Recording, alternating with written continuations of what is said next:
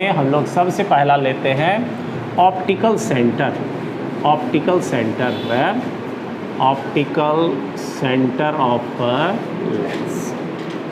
Lens का प्रकाशिक केंद्र, lens का प्रकाशिक केंद्र, प्रकाशिक केंद्र। ऑप्टिकल सेंटर की हम लोग बात कर रहे हैं, तो ऑप्टिकल सेंटर को पहले कैसे डिफाइन किया गया है। तो सबसे फर्स्ट में देख लो, ध्यान, मान लो हम लोग एक कन्वेक्स लेंस लेते हैं, कन्वेक्स लेंस, और कन्वेक्स लेंस में यह हम लोग को मुख्य अक्ष, तो इसमें कह रहा है ऑप्टिकल सेंटर का डिफिनेशन कह रहा है कि लेंस पर जो तुमको इंसिडेंट रे होगा, मान लिया इंसिडेंट रे, और ये जो इमर्जेंट होगा, इट मीन्स रिफ्रैक्शन के बाद जो लेंस से बाहर आएगा, तो बाहर आएगा तो सपोज दैट इस तरह से यह इससे बाहर आएगा, इमर्जेंट रे, इंसिडेंट रे। और ये लेंस जो लेंस पर के जिस बिंदु से गुजरा है वो कौन सा हो गया, सी। यहाँ देखिए, तो इसी पॉइंट को हम लोग कहेंगे ऑप्टिकल सेंटर। लेकिन इसमें ये रे, इंसिडेंट रे और इमर्जेंट रे दोनों पैरेलल हो जानी चाहिए।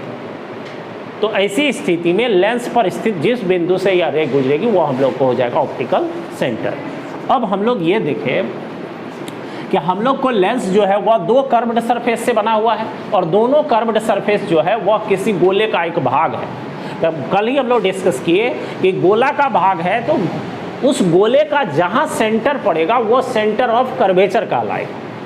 तो इसका मतलब इसमें दो स्फेरिकल सरफेस है, तो निश्चित रूप से कितना सेंटर ऑफ कर्वेचर होगा, दो। और उसके साथ साथ जैसे हम लोग इस पृष्ठ की बात करें, तो इस पृष्ठ का यह मध्य बिंदु क्या कहलाएगा, पोल।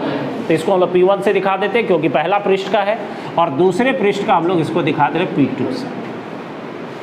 अब उसके साथ साथ इधर हम लोग दिखाते हैं, एक हम लोग को सेंटर ऑफ कर्वेचर C1 होगा, और इधर हम लोगों को हो जाएगा C2। और ये वाला जो डिस्टेंस हो जाएगा यहाँ से, ये डिस्टेंस है, ये हम लोग को R1, और यहाँ वाला जो ये डिस्टेंस होगा ये हम लोग दिखा सकते हैं, यह हो गया R2। अब इसी तरह से तुम जो है फिर अगर बी में फिर कन्वेक्स के बाद कॉनकेव में भी दिखाना चाहते हैं तो कॉनकेव में भी दिखा सकते हैं ऑप्टिकल सेंटर। ऑप्टिकल सेंटर यहाँ हम लोग इसमें दिखाते हैं ये वाला टर्म ऑप्टिकल सेंटर। इसमें भी इंसिडेंट रे होगा, और इंसिडेंट रे जो है वह रिफ्रैक्शन के बाद जो इमर्जेंट करेगा, इस तरह से इमर्जेंट करेगा, तो इमर्जेंट होने के बाद ये इंसिडेंट रे और इमर्जेंट रे, इट मीन्स निर्गत किरण, दोनों क्या पैरेलल हो जाएगी। तो यह जो लेंस पर बिंदु जिससे यह गुजरेगा यह कहलाएगा ऑप्टिकल सेंटर। अब इसमें भी हम लोग देख रहे हैं दो कर्व्ड सरफेस है, लेकिन इसका पहला सरफेस जो है जिस साइड है उसी साइड इसका ऑप्टिकल सेंटर, उसका सेंटर ऑफ कर्वेचर भी पड़ेगा। तो यहाँ पर हम लोग C1 ले लेते हैं, यहाँ C2 ले लेते हैं, यहाँ देख सकते हैं इसको मिला सकते हैं, और यहाँ से C1 और C2। तो ऑप्टिकल सेंटर हम लोग को देख रहे हैं यहाँ। लेकिन अब बात रहा कि यह ऑप्टिकल सेंटर जो हम लोग दोनों में दिखाए हैं, तो क्या यह ऑप्टिकल सेंटर ठीक बीच में पड़ा है दोनों लेंसों का, जो P1 और P2 है, या हम लोग को P1 और यह जो P2 है इस दोनों के बीच में पड़ा है, या P1 के तरफ पड़ा है, या P2 के तरफ पड़ा है, या कैसे होगा, ये चीज़ हम लोगों को डिस्कस करना। तो इसमें हम लोगों को नियम है कि तुम्हारा जो ये लेंस की, देखो ये पूरा का पूरा लेंस की मोटाई, तो लेंस की मोटाई का दो भाग हो गया, एक CP1 और दूसरा हो गया CP2, ऑप्टिकल सेंटर से डिस्टेंस। तो ये जो CP1 है, मतलब लेंस की मोटाई का जो भाग है CP1 बटे CP2, इसका अनुपात जो है इसके वक्रता त्रिज्या के अनुपात में होता है, मतलब R1 बटे R2 के बराबर होता है। ये तुमको ध्यान में रखना होगा। अब अगर ऐसा होता है तो ध्यान दो, इसमें हम लोग कह सकते हैं फर्स्ट हम लोग ले रहे हैं 4 by convex lens. By convex lens, मान लो बाय कॉन्वेक्स लेंस लिए, कहने का मतलब कि वैसा लेंस जिसकी दोनों वक्रता त्रिज्या आपस में क्या हो, बराबर हो। तो अगर दोनों बराबर होगा तो देख लो CP1 बटे CP2 बराबर R1 बटे R1, ये तो बराबर कितना हो जाएगा, और 1 जब हो गया तो Cp1 बराबर कितना हो जाएगा Cp2। इसका क्या मतलब हुआ?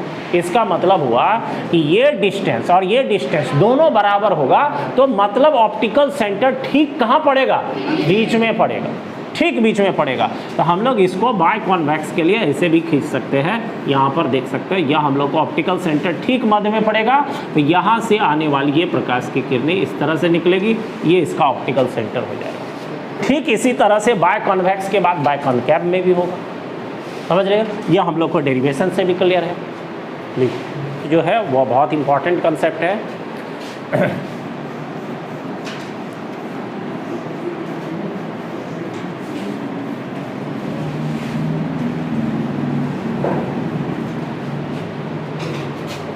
ध्यान दो, ऑप्टिकल सेंटर का हम कह दिए कि कंसेप्ट बहुत इंपॉर्टेंट कंसेप्ट है, और ये तुमको यहाँ से एक क्वेश्चन जो है सभी एग्जाम्स में लिया जाता है, या फिर आगे के डेरिवेशन में भी हम लोग इस तरह के कॉन्सेप्ट का यूज करते हैं।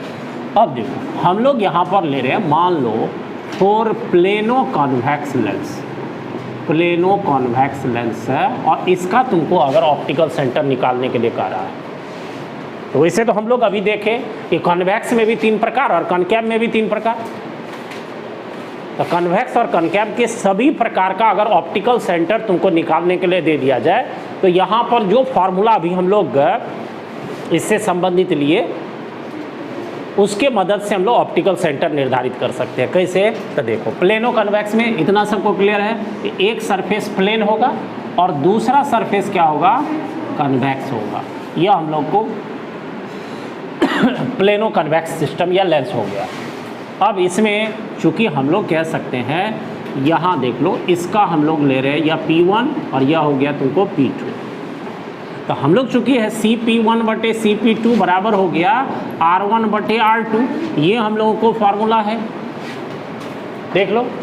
अब एक सतह जब हम लोगों को यहाँ पर क्या है? प्लेन। तो पहले तो ये समझ लो, मान लो ये हम लोगों को एक स्फेरिकल कर्व्ड सरफेस है, तो इस सरफेस का हम लोग गोला बनाएंगे, तो गोला का जहाँ पर सेंटर पड़ेगा वही इसका क्या हो जाएगा? Centre of curvature, it is वक्रता केंद्र हो जाएगा। ध्यान से समझिए, वो वक्रता केंद्र हो जाएगा। तो ये अगर गोला तुमको ज़्यादा झुका हुआ रहेगा, तो ये केंद्र बिंदु ज़्यादा नज़दीक होगा ना, जल्दी गोल हो जाएगा। लेकिन अगर यह ज़्यादा इस तरह से खड़ा रहे, तो यह बहुत दूर में गोल होगा। मतलब ये है कि उसका वक्रता केंद्र ज़्यादा दूर में हो।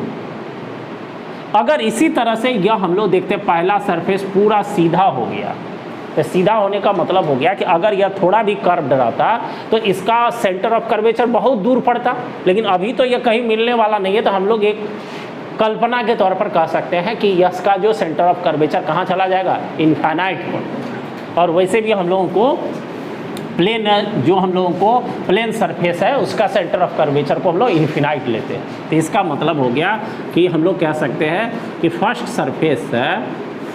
सरफेस कैसा है? सरफेस प्लेन है, अतः R1 बराबर कितना हो जाएगा? Infinity, R1 infinity. तो अगर R1 इन्फिनिटी हो गया तो C1 बटे Cp1 बटे Cp2 बराबर इन्फिनिटी बटे कितना हो गया? R2। अगर इन्फिनिटी बटे R2 है, तो इसके मदद से हम लोग कह सकते हैं Cp2 बराबर कितना हो जाएगा? 0। तो Cp2 0 का मतलब क्या? देख लो, यहाँ पर ध्यान दो, इसको समझना, इसको ड्रॉ करना, दोनों ज़्यादा जरूरी है। तो हम लोग को पहले C तो यहाँ बीच में पड़ता था, तो बीच में अगर पड़ता था तो Cp1 और Cp2, मान लो ये C, तो यहाँ से Cp1 और ये Cp2, लेकिन Cp2 0 हो गया। तो Cp2 0 होने का मतलब क्या हो गया? कि यहाँ से C का कोई दूरी नहीं बचा, तो इसका मतलब C कहाँ पर आ गया? इस P2 पर आ गया। इसका सीधा सा मतलब है। तो अगर P2 पर आ गया, तो हम लोग को जो यहाँ पर कह सकते हैं, जो रे आएगी वो हम लोग देख रहे हैं कहाँ से होकर के गुजरेगी? तो यही इसका ऑप्टिकल सेंटर हो जाएगा, ऑप्टिकल सेंटर हो जाएगा। इसका मतलब हम लोग ऐसे कह सकते हैं कि प्लेनो कन्वेक्स का, इसलिए प्लेनो कन्वेक्स का प्लेनो कॉन्वेक्स लेंस का जो ऑप्टिकल सेंटर है, ऑप्टिकल सेंटर, वो ऑप्टिकल सेंटर क्या हुआ, कर्व्ड सरफेस के पोल पर है कि प्लेन सरफेस के पोल पर है। क्लियर है कि प्लेनो कॉन्वेक्स लेंस का ऑप्टिकल सेंटर जो है वह कर्व्ड सरफेस के पोल पर स्थित होंगे, पोल पर सिचुएटेड होंगे, पोल पर सिचुएटेड। देख रहे हो। अब इसी तरह से प्लेनो कॉनकेव का भी निकालेंगे तो सेम सिस्टम होगा। एक सतह प्लेन जैसे हुआ तो इसका मतलब R1 कितना हो जाए, इन्फिनिटी, और R1 इन्फिनिटी होगा तो इसका मतलब दूसरा का जो ऑप्टिकल सेंटर होगा वह कन्वेक्स नहीं, किस पर पड़ जाएगा, कॉनकेव पर, मतलब दूसरे साइड पर पड़ेगा।